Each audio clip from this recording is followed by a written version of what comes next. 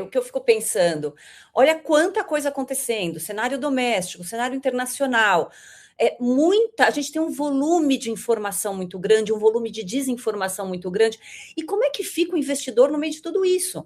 Porque, na verdade, ao mesmo tempo que nós temos muita informação disponível, o investimento, para ele não ser um investimento totalmente especulativo e totalmente aleatório, sem você saber que retorno você vai ter, é um investimento que tem que ser pautado em fundamentos, tem que ser pautado em longo prazo, tem que englobar os diversos ativos numa carteira, sejam eles internacionais, ações, renda fixa. Então, eu acho que o investidor fica meio perdido no meio de tudo isso, né?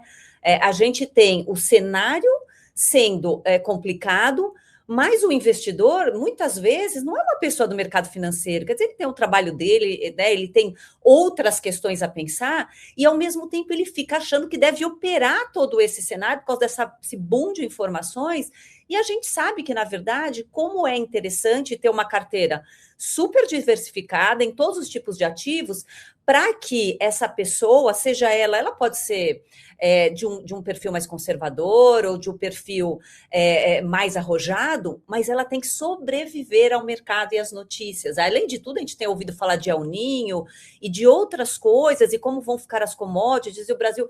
Quer dizer, como que a gente faz para ficar mais tranquilo no meio de tudo isso, né? Para poder dormir tranquilo à noite e, ao mesmo tempo, ter saber que estamos bem protegidos, que temos nossos investimentos seguros. Eu não sei como vocês estão vendo tudo isso. Olha, Patrícia, eu estava pensando muito sobre essa questão das narrativas de mercado, que a gente vê assim, por exemplo, há aproximadamente um ano e meio, o dólar estava R$ 6,20, o S&P estava aproximadamente 6 mil pontos. Naquele momento, houve uma migração massiva, bolsa em sell-off total, em pânico total, e muitos investidores focados em S&P e em Bitcoin. Falando do S&P especificamente, eu acho que se expor ao supercapitalismo americano é algo fantástico e desejável para todo investidor. Mas veja o que é narrativa e veja o que é momento. Quem se expôs no S&P entre o fim de 24 e início do 25, naquele pessimismo generalizado com a Bolsa Brasileira, comprou S&P a 6 mil pontos com o real, com o dólar a R$ 6,20. Em um ano e meio, você sabe qual foi a valorização do S&P em real? Aproximadamente 1,2%. Ninguém vai abrir a boca para falar que não vale a pena ter um nível de exposição internacional. A gente sabe que o Brasil é um hospício, né? Existem oportunidades maravilhosas, existem boas oportunidades de investimento, mas o Brasil, a gente sabe o que é uma loucura. É um hospício a céu aberto. Eu acho muito desejável ter uma parte do seu investimento fora do Brasil. Mas o que é timing, né?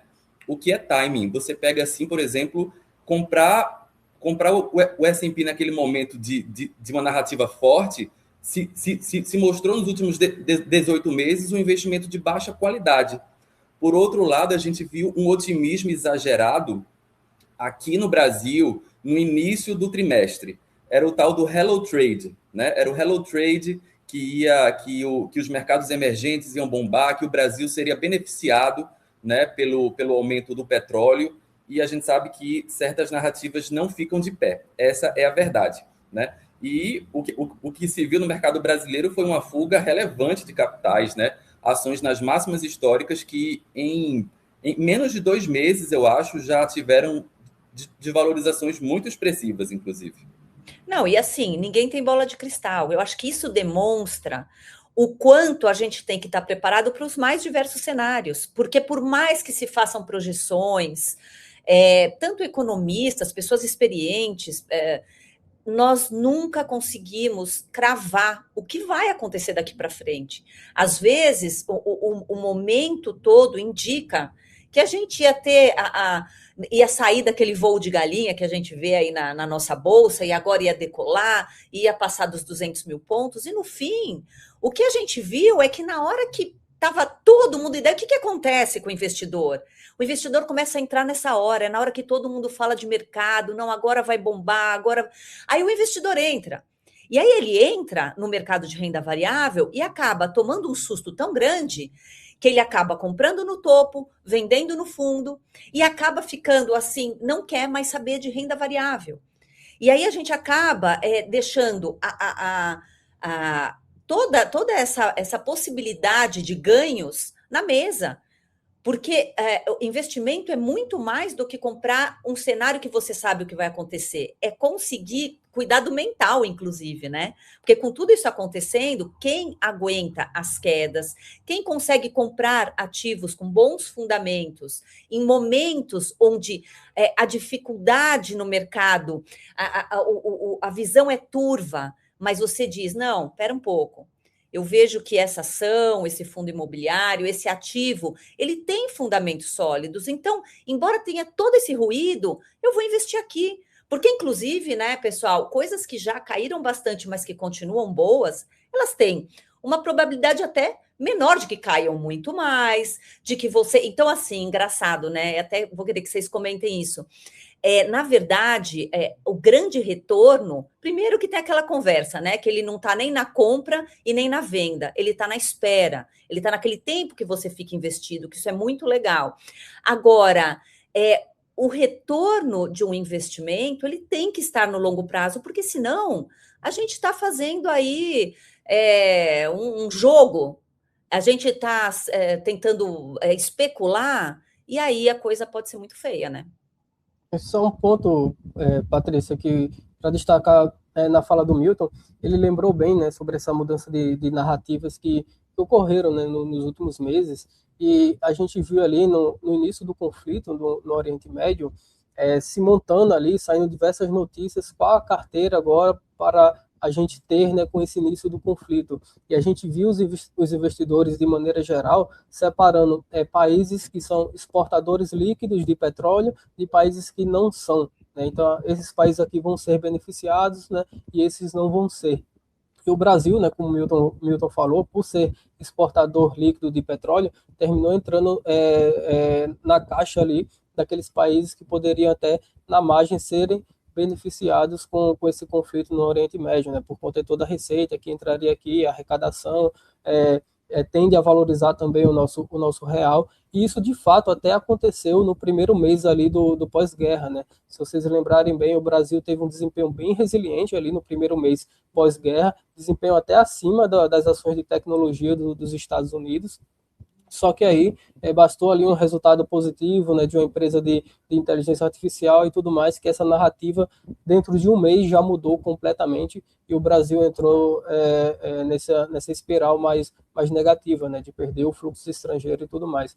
Então, de fato, assim como a Patrícia falou, essa mudança de narrativa ela acontece o tempo todo. Se a gente for tentar se posicionar para cada narrativa, a gente vai ficar girando a carteira, comprando na alta, vendendo na baixa, e isso no longo prazo tende a destruir bastante valor. Exato. Complementando o que vocês dois falaram, eu acho que é muito importante essa questão da diversificação e gestão de risco, né? E não seguir uma narrativa cega. Porque, vamos lá, quando dizem que o Brasil vai acabar e que o S&P vai voar, o investidor vai lá e compra S&P. Aí depois, um ano depois, quando dizem que o Brasil agora vai virar uma grande potência, aí lá vai o investidor, vende S&P, compra Ibovespa. Ou seja, isso não fica de pé no longo prazo. O investidor, claro que ninguém tem bola de cristal, mas investir é gerenciar incertezas. Porque o futuro ele não está dado, né? E o investidor ele tem que saber disso, ele tem que se posicionar para vários cenários. Eu sou muito cético com as narrativas, sabe? Eu acho que a gente tem que ter sempre um pé no chão com essas narrativas que se tornam consensuais. Entrando também na questão do Bitcoin. Algumas pessoas estão dizendo que o Bitcoin morreu, que o mercado cripto morreu. Eu, francamente, não acredito que morreu. Eu acho que o mercado cripto ele é extremamente volátil, né? O que acontece, o erro em outubro de 2025, havia muitas pessoas dizendo, venda tudo e compre Bitcoin. Venda ações brasileiras, compre Bitcoin. Venda S&P, compre Bitcoin. Venda renda fixa, compre Bitcoin. Ele saiu de 123 mil para 61. Aí veja que coisa errada, né? Porque não é que o Bitcoin morreu. O Bitcoin não morreu. Essa volatilidade, ela existe no Bitcoin. Algumas pessoas chegaram até a falar que, dado o grau de maturidade institucional, a volatilidade seria menor. Nem tão menor assim, porque caiu 50%.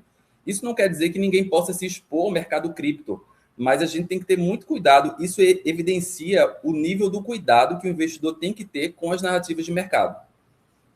E saber dosar bem o tamanho na carteira, né, Milton? Estar bem alocado, bem exposto a diversas teses, acho que isso é interessante.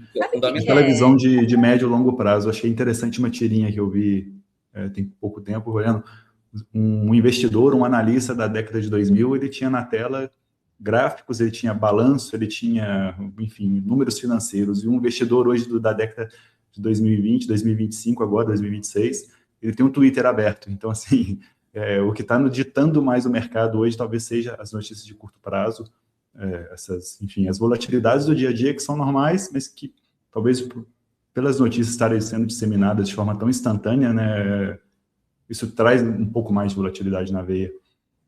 O que eu acho, assim, também uma coisa que eu percebo é que uma maneira da gente conseguir continuar investindo e se sentir mais seguro é ter uma estratégia de investimentos.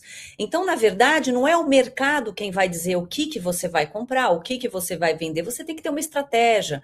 Então, tem a pessoa que é lá mais conservadora e ela também está só guardando dinheiro lá para frente, ela sabe que ela também vai precisar ter uma reserva de emergência, ela começa a colocar o dinheiro nas caixinhas adequadas.